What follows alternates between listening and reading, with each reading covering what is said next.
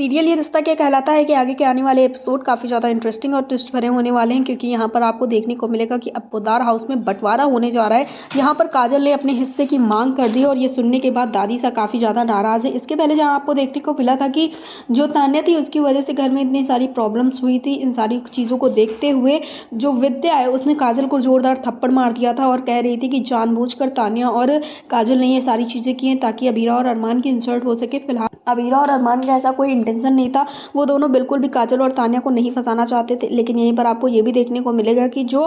फूफा साहब हैं उन्होंने सीधे तौर पर पुलिस कंप्लेंट कर दी है और लिखवा दिया है कि उनकी वाइफ के ऊपर डोमेस्टिक वायलेंस हो रहा है, और जिस वजह से पुलिस वाले घर आ पहुंचते हैं और घर में काफ़ी ज़्यादा बवाल होता है और ये रिपोर्ट विद्या के खिलाफ लिखवाई जाती है। फिलहाल तो इस बार विद्या की गलती थी भी, अरमान और अबीरा के कहने पर भी विद्या ने काजल से माफ़ी नहीं मांगी थी, जबकि अरमान और अबीरा काजल को मनाने के लिए भी गए थे जब काजल घर छोड़ के चली गई थी। लेकिन विद्या का एटीट्यूड बिल्कुल कम नहीं हुआ था और जिस वजह से फिर फूफा सान या यूँ कहें कि संजय ने विद्या के खिलाफ डोमेस्टिक वायलेंस को लेकर एक रिपोर्ट लिखवा दी और अब पुलिस वाले जो है वो विद्या को लेने के लिए आ चुके हैं। वहीं दूसरी तरफ आपको ये भी देखने को मिलने वाला है कि जो काजल है वो काफ़ी ज़्यादा नाराज़ होती है और कहती है कि घर का बंटवारा कर दिया जाए, और वो यही कहती हुई नजर आती है कि इस घर में उसका भी हिस्सा है, जबकि विद्या ये कहती है कि ये सारी चीज़ें जो विद्या है या पोद्दार फैमिली है उसने बंसल फैमिली को सब कुछ खैरात में दिया है। तो यहाँ पर काजल याद दिलाती हुई नजर आती है कि जब अरमान यहाँ से भाग गया था 7 सालों के लिए और सब लोग घर छोड़ के चले गए थे, तो पोद्दार फर्म को और पोद्दार हाउस को उसका बेटा क्रिस और संजय ही चलाते हुए नजर आए थे और कोई नहीं चला रहा था।